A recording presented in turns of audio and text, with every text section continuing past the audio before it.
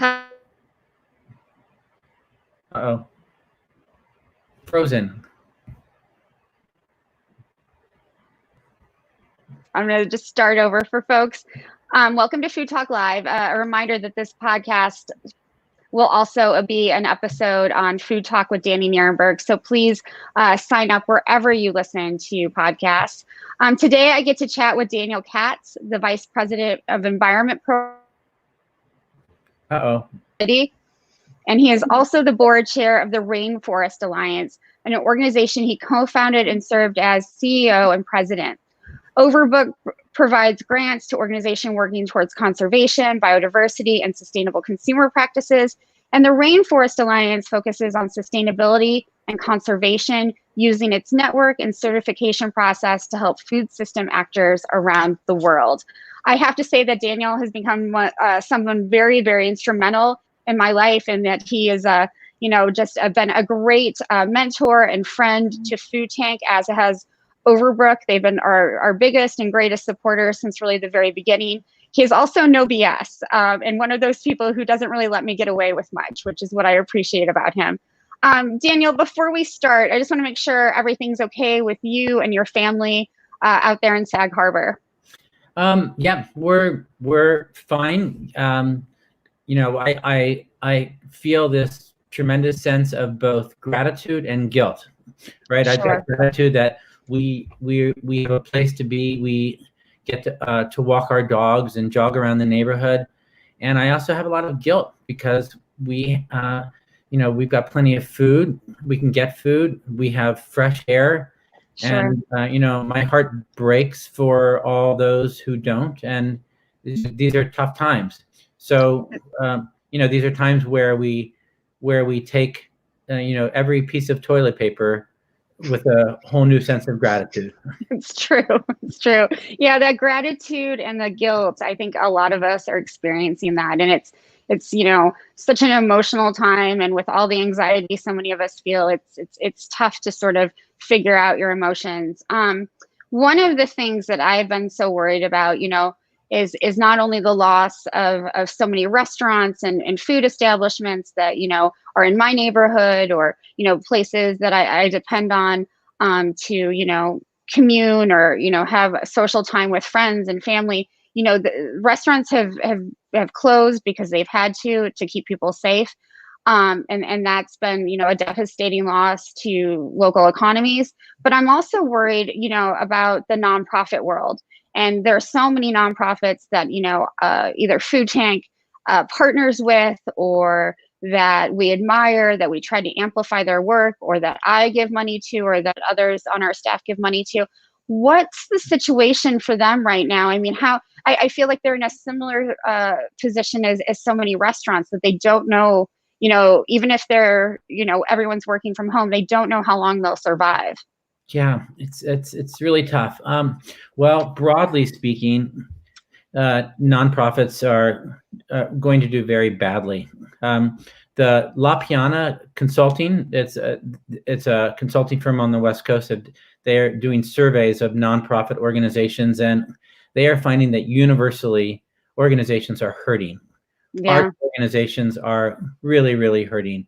Over the last couple of weeks, I've been in touch with several dozen environmental organizations that the Overbrook Foundation supports, and there really is a range of pain. In the smaller organizations that try to apply for the CARES Act, and that's a big opportunity cost, that they don't have great banking relationships, or right. They aren't as important to banks, are having a very difficult time. Those organizations are losing people, furloughing people. There will be a major contraction in the nonprofit field. The environmental field, there's some 22,000 organizations. I believe that there will be, and maybe it will be okay, a major contraction. Maybe we'll see some creativity where key people from organizations will align together, and there'll be one or two bigger back ends that can support these organizations.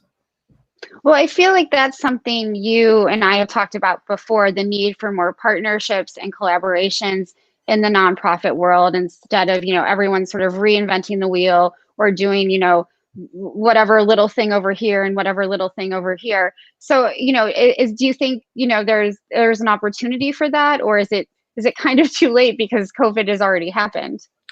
Yeah, I think people would say there's always an opportunity in a crisis if you can figure out how to manage your way through it. We're going to see a test of how well a lot of the nonprofits are going to be doing. The environmental groups are going to be doing this week as we, share Earth Week. There were so many activities planned. There was supposed to be the largest march, ever among people in the United States, and that is now being converted to virtual activities. Right. So we don't know how well those groups are going to do. And once we come out of it, we know that small dollar donors are pulling back donations. Foundations have lost a lot of money within their endowments. And some foundations are doubling down if they can and giving out more money. So it's going to be a hodgepodge of activities. And I think the organizations that were managing their money really well before, were able to sock money away, had good reserves, will probably weather the storm. And a lot of groups won't be able to. Yeah. So what is the role for philanthropic organizations and foundations now during this time then? If they're unable to give, they do have a lot of sort of human power in terms of providing advice. I'm interested, when you're talking to your grantees, what kind of advice are you giving them? Well, so you're right. So our foundation, it's important for us to make sure that the groups that we are currently supporting are as healthy as they can be. We are offering support. I do executive coaching and have offered pro bono executive coaching to our grantees and others, if that's helpful at all. I think the advice that we're giving, it's terrible, but it's hoard cash. Yeah. If you have money, you're going to have to find a way to hang on to it. Sure. The other piece of advice I think is really important is to do as much scenario planning as you can. If you can make a low, medium, high budget, if you can make a budget for 2020, but don't think that just because you make it through 2020, you are in the clear, because 2021 is when the pain is really going to come out. That is at least what we're hearing from the groups that we work with. They have already locked in their budgets for 2020. Right. 2021 becomes a very big question mark. 2022, who knows? Maybe we'll come out of this. I've lived through, at the rainforest, I lived through a number of economic downturns, and we were able to grow through each of them, because sustainability continues to be a really important issue. Absolutely. And people recognize that, and so does food. So the question is, how can you take advantage in a healthy and authentic way right now, so that you can help people, foundations, donors understand that the work that you're doing ties into making this planet better in the long term post-pandemic. Right. Absolutely. And I think that's what certainly what Food Tank is trying to figure out, and by having these conversations online, that's part of it. But what's the plan post COVID? We've been talking to so many experts, everyone from Chef Dan Barber to former U.S. Secretary of Agriculture Dan Glickman, and they're all calling for the idea that we can't go back to the way things were, that the food system that we have right now and that we had pre-pandemic, that's not going to work in over the long run. So, what other things should we be thinking about that won't look like they did, in January or February post-pandemic? Yeah. So what you're saying is we need to flatten the climate crisis curve. We need to recognize who are essential workers, the coffee farmers, the tea pluckers, all the people who provide the services that we never see. They are invisible to us. And these are really big challenges because they're broken systems. And the best I can do to think about any one solution, and I think that everything starts with that one solution, and that is voting in November. Right. We have to, we are a 501c3 organization. So I would say that that we need to have an administration that is going to be as pro-environment, pro-people, pro changing the system as much as possible. And I think we have to recognize that that goes all the way down from the Supreme Court to all the different courts, that if we want to rebuild a world that is greener and healthier and safer, it's going to start with having an administration that shares that same vision. Yeah, I mean, we need some real leadership here, and we haven't had it. We didn't have it before the pandemic. We don't have it now. And I think, what we need is a mass movement of people who understand that, it's food is certainly important. Frontline workers are important. The environment is important. And we need to rally. I was talking to somebody earlier today, and there's always this debate sort of in the food movement world, if there really is a food movement. And I'm hoping that one of the things that I see as an opportunity is to build, the food and environment and agricultural communities as a mass political movement who can really vote for change and push for change in more powerful ways than we've been able to in the past. Right. I totally agree with you. So I've been encouraging the groups that we work with to put out that message that you're saying everywhere, on the bottom of every email. You can continue to do your work, but unless we have a lot of voter registration, a lot of election protection, and a major get out the vote campaign to ensure that the people's wishes who share our vision of a cleaner planet and a safer and healthier planet, everyone's going to need to get together, align around that movement of change. Absolutely. Absolutely. One of the other things that I'm concerned about is, that we're so focused on this emergency, and it is an emergency, and we have to think of it that way. But I don't want, folks to forget about the things that you care about, like, making sure that the rainforest is preserved, that making sure that, we find ways to mitigate and adapt to and prevent further damage from climate change, that we still focus on poverty alleviation and reducing, diet related diseases. How do things were bad, right, before all this happened, and these problems were enormous before this all happened. How do we sort of change people's mindsets to remember that we still need to focus on those things and get through this crisis? Yeah. So I think you're talking a lot about planetary health, right? It's the people and the planet. I mean, I have to be honest. I haven't eaten this much pasta in one period of time. Right. And cookies. Me neither. It's just not part of my regular diet. But I think we have to give ourselves a break around that. And then we need to look. Change happens in one of two ways, really. The kind of change that happens on an individual level. You want to learn a foreign language. You want to stop biting your fingernails. You want to eat healthier. You do it, moment by moment, right, day by day, right? It's like learning a foreign language. You develop a fluency for it, and you practice it. And so these are the kinds of changes that it's a muscle that we need to work on now. And it's very hard to think, how am I going to improve myself during a pandemic? But I've been trying to figure that out. I mean, I can pick out one thing. I'm working on my jogging a little bit, which is not so great. The distance and time. But another kind of change that happens are shocks to the system. Somebody dies. A terrible storm, a pandemic, things that we cannot change, but we have to adapt around. And the more that we as individuals practice those smaller changes and work on them, the better we are going to be at managing when those big shocks to the system occur.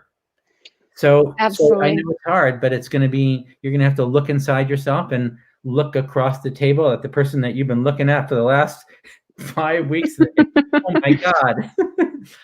Right. No, I mean, it's good. And you're right. It is a muscle, and it needs to be exercised. And we need to, add these sort of new things to our repertoire of daily tasks to really figure this out. You mentioned when we started talking before the live cast that this, we might look on, in the future on this as sort of a blip in time, or it could be the life-changing event for us all.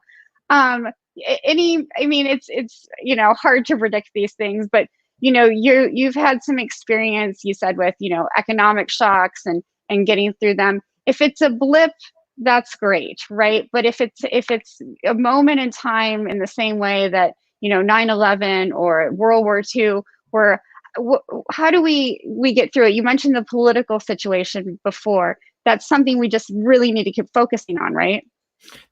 The political situation is something that we can strive for, work toward. It's coming, and we need to make sure that it happens on that date, on election day. Under no circumstances do we let anything get in the way of that. And then as we look at this event in time, if you've lost a loved one, if you've been, pained yourself, you're going to remember it. But over time, right, time heals all wounds in some way. Yeah. For my kids, this is a major event, the major event of their lifetimes so far. There may be more. With the climate crisis on hand, who knows how many more? So we have to somehow take this moment and turn it into what can be a more aggressive way to look at a Green New Deal, or Right. more environmentally friendly and socially desirable jobs. Will we be able to, in 20 years, look back and say, yep, that I remember that in the same way that I remember that terrible storm, or when, you lost a loved one decades ago? It'll be in your heart. You will feel it. You will remember it, but you will have moved on. We need to figure out ways that we cannot make this everything, Right. all encompassing, overtaking all of us from here on in. Yeah, I agree. And the urgency of COVID-19 is certainly there, but there are all the other things that we discussed that still needs, to be worked on, whether it's climate change or making sure that essential workers, the folks who have been invisible to us for so long, get, the proper health care that they need, that they get the proper, living wages that they need, that they are supported, that they are respected and honored. Do you, do you think that's possible? That what I have anxiety about is, Dan, you look much more at the food system. You're an expert in that. Do you think it's possible? Do you think there's a way that we can turn essential workers into people who are more greatly respected and well paid? Yeah, I mean, when you have, I hope so. I don't know, because what I have very anxious about right now is that, when this is over, whether it's 6 months, 8 months, 18 months from now, that we sort of go back to the way things were. And even though, you and so many other experts are saying that that's probably, the things are going to change and this is our moment. I don't know if we have, let's say that the same political powers are still there when this is all over. I don't see how we can do that, how we can make these essential workers essential, like treat them like they are essential people. And that's what scares me about all this. I know there's so many great organizations like Restaurant Opportunity Center United and One Fair Wage who are working so hard on this. And I know that sort of energy is there, but I think people sometimes are, they forget easily once something is over. And I don't want them to forget the people who are driving their food to the grocery store, who are stocking shelves, who are, the cashiers, who are wait staff, etc. What about if you flip it around? A friend of mine said he's having a hard time realizing that he's not essential. He might make a lot of money, but he is not essential. Like, I don't feel it. I'm having a hard time with it. What else? I'm thinking, what else can I do? How else can I help during this period of time as a non-essential worker? And right. Gosh, I feel superfluous. And the thing I think that I can help most with is helping nonprofit leaders and nonprofit organizations stay in business and do well, and then try and do what I can to ensure that whatever our democracy has been and is continues, by making sure that there's a fair election in November. And it all comes back to that. I think right now, at least as a non-essential worker, right? Yeah. Who is not helping save lives every day or delivering food or growing the food. I think for people like me, the best way to be able to help is going to be ensuring a place for our democracy. Absolutely. Absolutely. And I mean, the more we can continue to amplify all of the good work that's being done. I mean, you're so good at that. Food Chain tries to be good at that. You know, you've been talking a lot about the national election, and that is, you know, very, very important and urgent at this point. But what about, you know, our local elections and school boards? And do you think those are equally as important to be thinking about They're as well?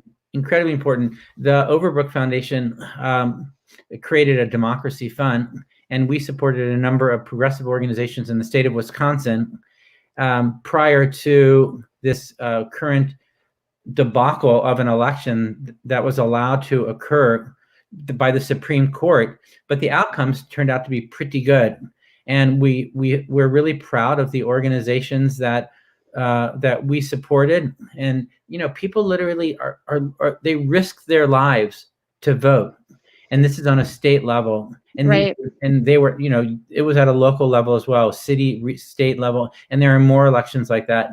I think every election counts, and I think that as individuals, we have to use the right that we have, that we get to vote. And not just that, we need to ensure that everybody has a right to vote, from if they're mail-in ballots, or making sure that as many ballot booths are open around the country. Right. It's a right. It's you know, and it's not a wrong. And I think there are those people who would like to see a smaller number of people vote, and that needs to change. Absolutely.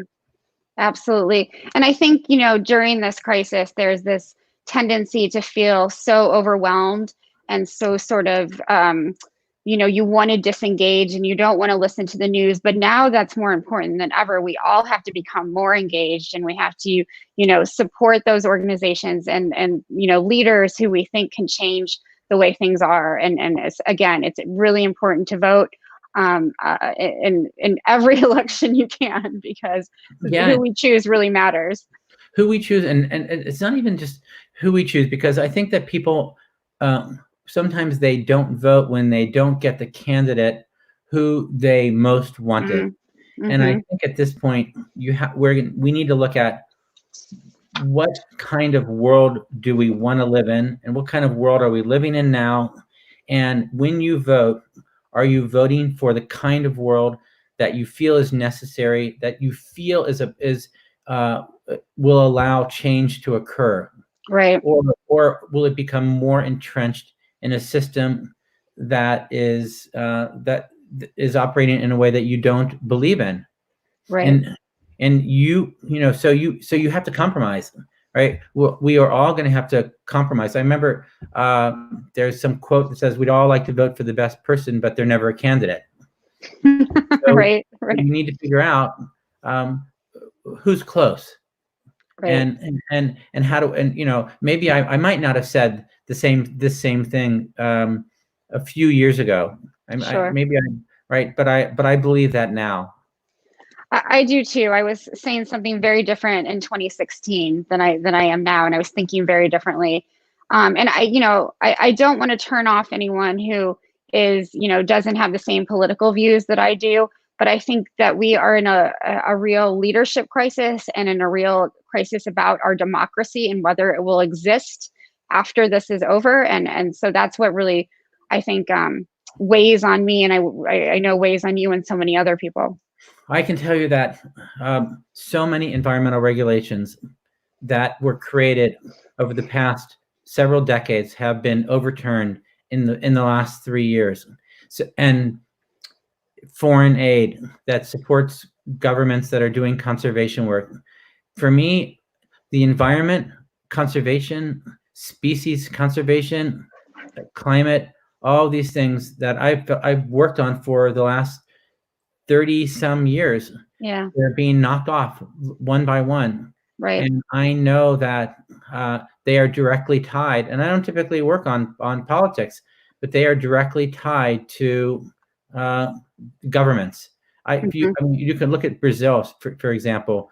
Right. President Bolsonaro in Brazil is he has his mindset on negatively impacting the lives of indigenous communities, on upending national parks, forested regions, and trying to turn them into development zones, not caring about the forest fires that are Right. impacting both Brazil and regions all around the world.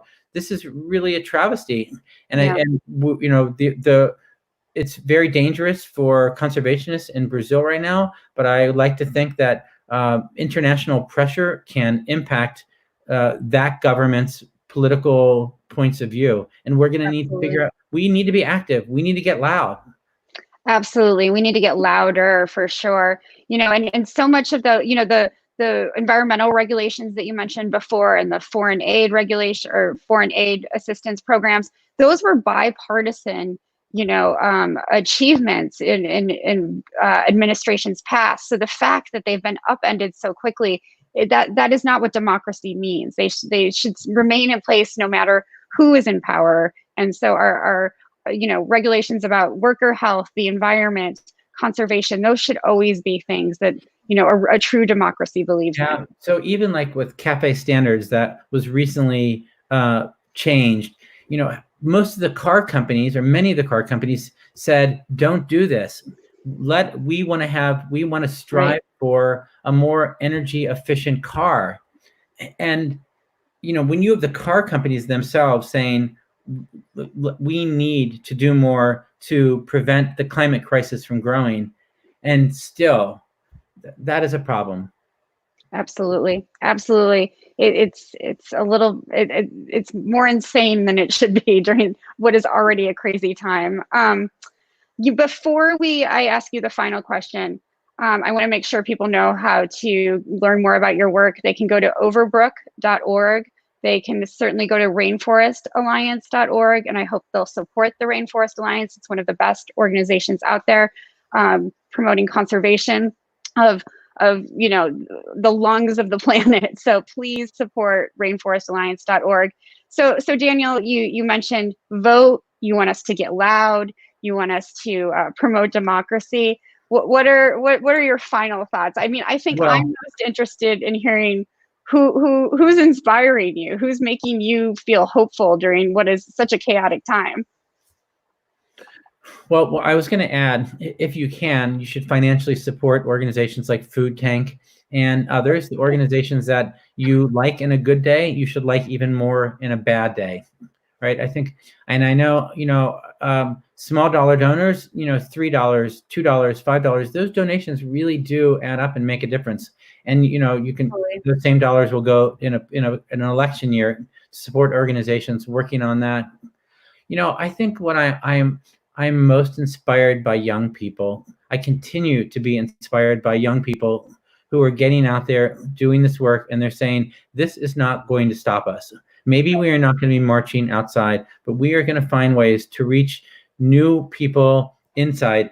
Overbrook Foundation proudly supports Sunrise, and they have this Sunrise, like a university or an online program, and the numbers I think of people who have joining or want to join since this all started is staggering. So we know there are a lot more people who want to get involved, and a lot more young people, and they're looking for a way, and they're aching to do more. And I feel bad that all these decades later, I thought for sure I would have saved the rainforest. The planet Right.